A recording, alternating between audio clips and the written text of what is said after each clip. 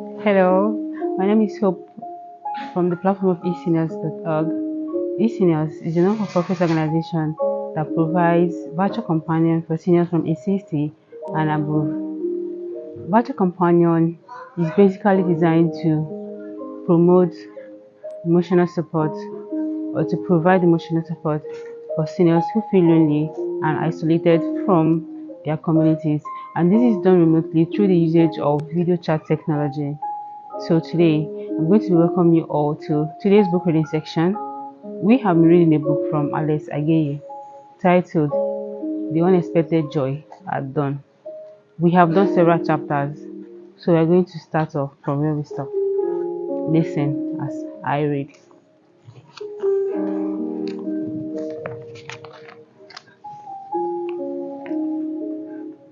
Aaron was becoming rather talkative. He spoke about his project and expressed the hope, above all, that he would visit home again. The magic formula he kept saying, anthill is the key to the building revolution back home, I tell you. Nee kept quiet, holding on to Aaron to enable him sit down. He complained of dizziness. It was time to move to the upstairs room. Nee said the lights were off, which situated him. Nee held him as they walked on and later climbed the stairs. The table that had served them for a bed had been moved and placed in the opposite corner. They retrieved and brought it right back. Perhaps the carpenter worked here today, said Nee. While Aaron slept, Neil walked to the window to come around the darkness to look around. The darkness had swallowed everything everywhere. He stood by the window for a while and rested his chest on the sill while his arms hung outside. The night passed slowly. He became restless and seemed to have remembered something suddenly. Then he turned to Aaron on the table.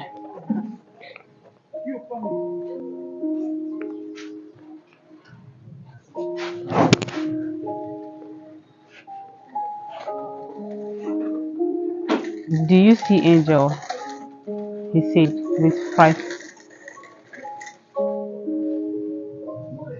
Then he repeated the question. He put his forefinger on his lip. Angels, angels. He shook his friend. Angels, angels. Have you seen angels? Aaron turned without wanting to do so. Angels? Why do you ask? Yes, when the signs are such as point to hopelessness, as when someone is ready to die, his angels appear. Aaron was surprised. Who said so?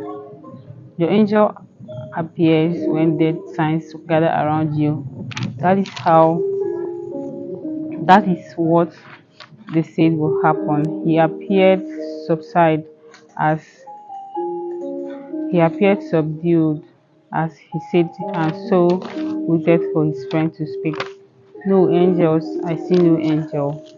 Neil stared, walking around the room as if possessed. He sees no angel. I see no angel.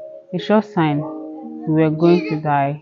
Those about to die surely will see a sign, and their angels by all means will come around to prepare them for their next move to the other world.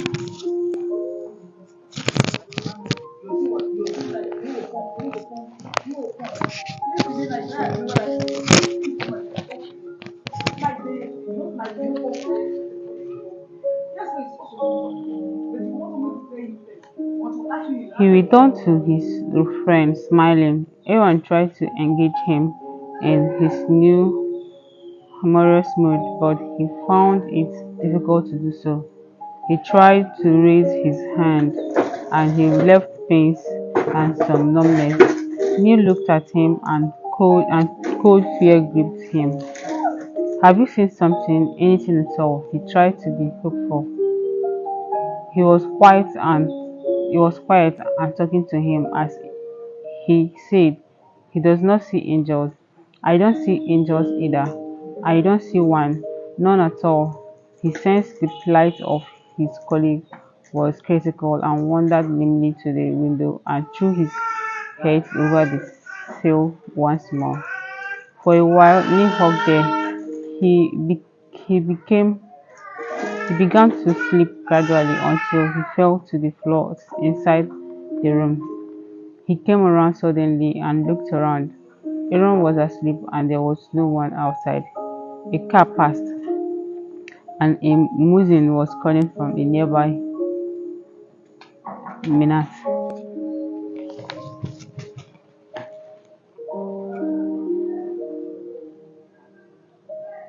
To Muslim to go for prayers.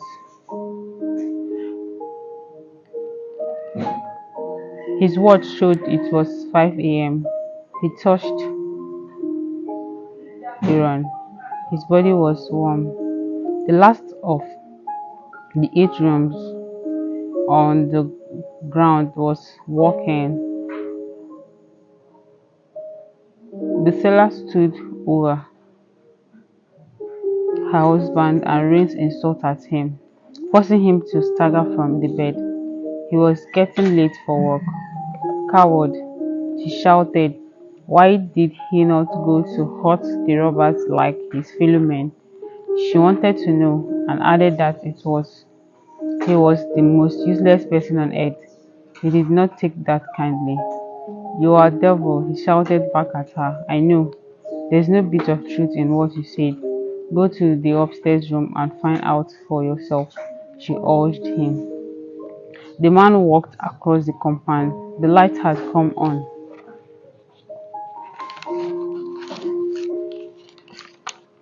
but it was cold outside and the mist stood in the light like a sheet of white lacquer. He tiptoed towards the stairs. He cursed his wife for forcing him to go on such a useless search. He was watchful all the same. There were many places he planned to search upstairs. The sitting room, there were 5 bedrooms including the master room, the kitchen, the uncompleted toilet and bathrooms. He peeped over the stairs. It took some time before his eyes got accustomed to the darkness in the room. The table was upturned contrary to the reports his wife had given him. There was a form on the table. He almost fell backward with fright. He tiptoed downwards and met his wife waiting at the foot of the stairs. Quietly, the two knocked the door to warn the tenants of the presence of some strange people whom they suspected to be armed robbers. Mama came out, followed by Joe, whose clothes swept the floor behind him. The shuffling of feet and the noise in the compound of the house alarmed me. The inmates of the house were rushing to the back of the house. Aaron came around slowly but complained soon afterwards of a headache. They dared not use the door. Carefully, he led Aaron to the balcony behind the window. We have to jump down, Aaron concluded, but thought about his weak condition. The head of the first person appeared at the door. Since the room was dark, Neil and Aaron could see the people outside, but they could not be seen by those outside. Aaron was the first to jump. He landed on his feet. His head reached forward and he lunged across over both hands and feet. A group of people were hurrying to the back of the building, led by Mama. Neil saw Aaron scream on the ground on landing. He did not look at the door again. His foot made a painful jerk as he landed on the ground too. He glimpsed to Aaron at once, unmindful of the imminent attack on them. Life had not been easy. at all for him, and he sealed himself for the worst. It was no more a dream that he was in Nigeria and was seeing his last days there. He was part of the soil, he thought, and wished to be interred in it. It was a magic brain washing. He struck Aaron and found he was breathless. Fear gripped him instantly. He held him, raising him up. He was no more beaten. He imagined he was dead or had fallen into a coma. Dead or a coma meant the same thing to him then. With no medical attention and no money, he imagined the end had come for them both. The dehydration of his own body and exhaustion made him dizzy. He began to drag Aaron to the nearby bush, but he realized he was dragging himself too. He stopped to pray, but his emotion evolved into grief and tears. He wondered why the people had not come for them. There was no reason to doubt that they had seen them, since they were standing close by the lights were on. He could not run. He and Martha could meet again after all, which would be soon. A stream of ideas formed in his mind, and got lost hurried. Those thoughts nourished his weak body.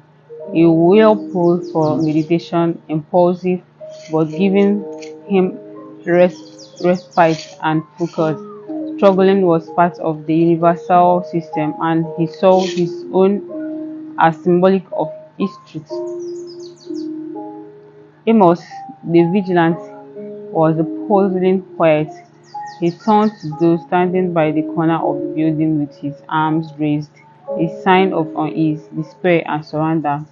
His composure rather sharpened his senses. He urged them to come for them. He walked forward no more afraid. He had thought about it, that the end would come soon. He blinked, his eyes were unsteady, but it seemed that he recognized someone. It might merely be a semblance. He had not known Joe had traveled to Nigeria. He followed his instinct, believing it and being careful to examine the features of the one he saw critically. It was more.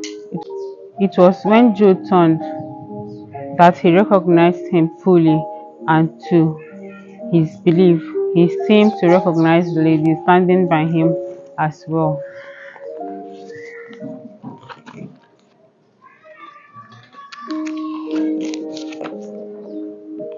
He became cautious. It might be mere impulse. The scar below her eye decided him completely. Though her stature had changed with the years, the situation could not be easily explained given the circumstances of imminent attack. He blinked. He took a long breath and walked slowly forward, improved mentally. Was it a nightmare? No, it wasn't. He began to see what he felt he had lost.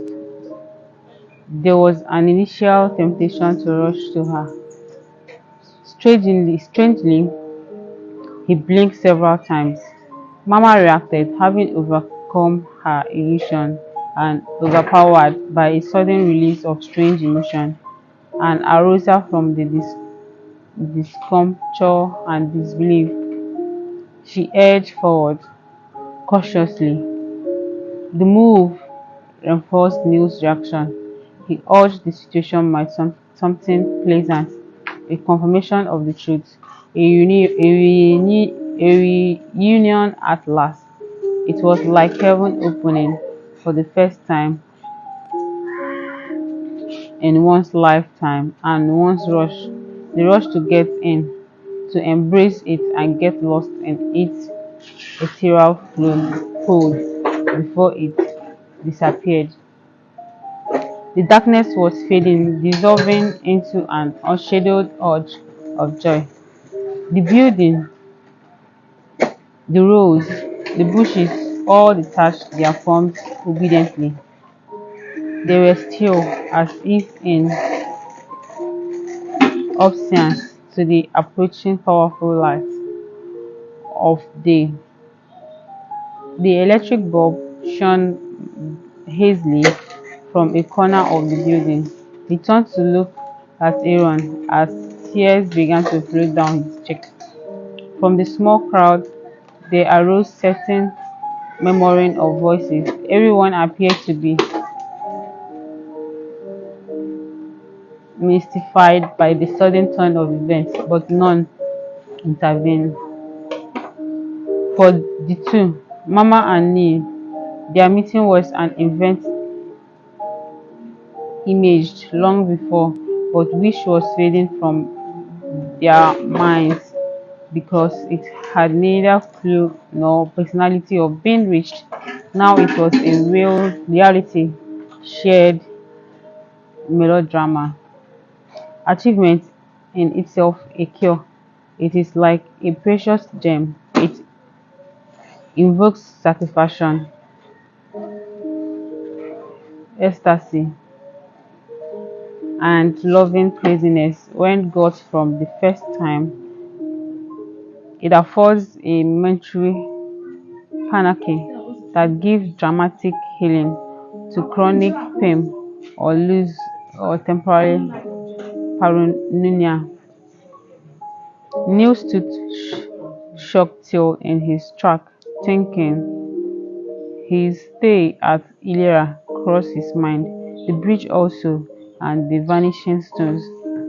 There were good reasons, he thought, to return to the caretaker and let him know at least that he and his brother were wrong about his citizenship status and the treatment they gave him. Above all, he needed rest, but the sequence of his thoughts was fast and blunt. It was wonderful to live through difficulties knowing there was hope, if enhanced one's resolve to death, a little for the eventual success that would come. Neil was certain of his mind. It was like a childbirth ceremony, with all the hopes at the initiation into life. In fact, birth signifies a beginning. He was undergoing a rebirth. He would not forget the past. He felt he could forgive his enemies. Forgiveness, he thought, gave life that sanity which uplifted the soul to a God-centeredness.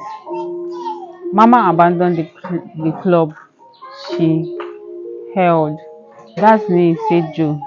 There was suddenness in her attitude. It released a mystifying fluidity in her senses. She tried to recollect an image. She tries to recollect an image of her brother when he was a small boy, innocent, intelligent, but temperamental, a boy with a long nose and big eyes.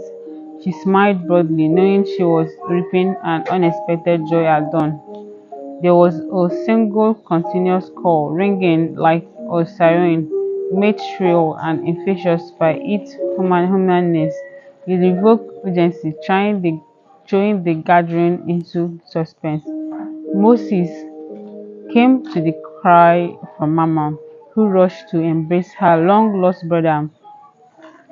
They crashed into each other. Moses was lean, but she was fat. They filled with a poem. In Neil's mind already was unity and love. His eyes became encased in a gradual mustaining and blindness. They fondled each other passionately but speechlessly. Their cheeks, their cheeks trailed tears. In their minds rushed images, and in their heads locked questions. Those were questions without answers.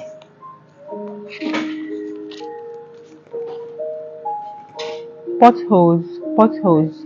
The road was full of potholes. Apart from being untied. They had been traveling the 5-kilometer road to Mama's house for 20 minutes and had not come to the end of it yet. Jo was driving her pickup 505 saloon car through the gates of Kula number 2 mortuary while she directed him. Aaron was dead. That grieved Neil. He was the only living being in the country who genuinely respected his talent. Aaron indeed deserved a decent burial. He gave an honest resume of his colleague and Mama and Joe. Aaron was an inventor, the originator of anthill. Mama mourned him and paid for the preservation of the corpse. The service of a soil scientist was what anyone in the construction industry would love to employ. Neil mourned. He mourned Mazda too. Farewell, farewell, he said as he nodded. Neil meant a lot to Mama now, and she reasoned her esteem at Jeshi would be rising. That she had a family was not in doubt anymore. Much had been written about her already in the newspaper. One paper had her picture on its front page. In the picture, she carried the baby, who the paper revealed was called Fumi, and his father was an immigration officer serving at the border. She tried not to manifest her growing elation. "You are a hero," said Joe, "and I'm proud of you." Joe had mainly been nodding over the steering. His sudden instruction startled the other two. The front tire of the car entered a hole and he maneuvered the car carefully with much effort to avoid many other holes. The effect of the noble disaster, which had scattered his spirits, was rescinding, but he was exhausted. "Why am I a hero?" Mama asked. "You rescued that baby. That's great. You're everyone's hero," said Joe. "Hey, so you know," she shot back. "It's in the papers and you know it. No, no one will taste a meal without mentioning your name, I suppose. So you are everyone's menu," Joe said, smiling. Mama was gracious in her acceptance of the praises. She tried unsuccessfully to restrain herself. Her responses were couched in short statements, mostly monosyllabic, sobs and adulation of her find. Occasionally, she wiped tears from her eyes. Someone was opening the gate for the car to pass. Mama Eden was welcoming her landlady. Her husband was late for work in the morning and he told her he had broken a covenant he signed at the office. Despite that, he reminded Eden of his pride as a neighborhood watch. Mama had found her long-lost brother. It was her joy, and his also. Eden looked quizzical at the man who was driving Mama's car. The same man had slept in Mama's room. That was her puzzle.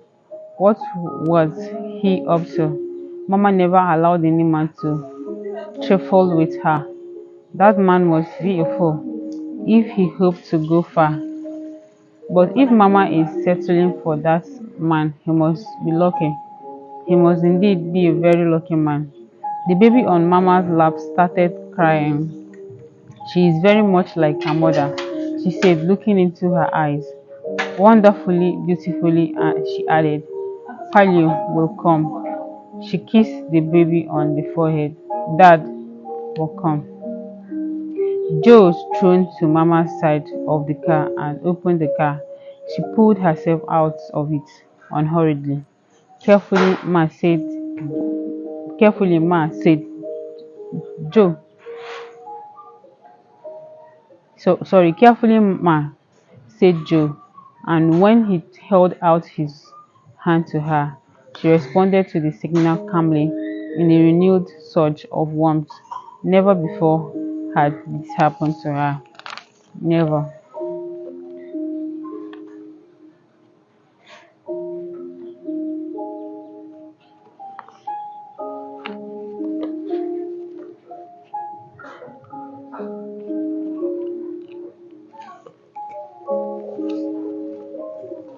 So this is where we're going to be ending today's book reading session. Thank you so much for listening, and see you meet again in the next session.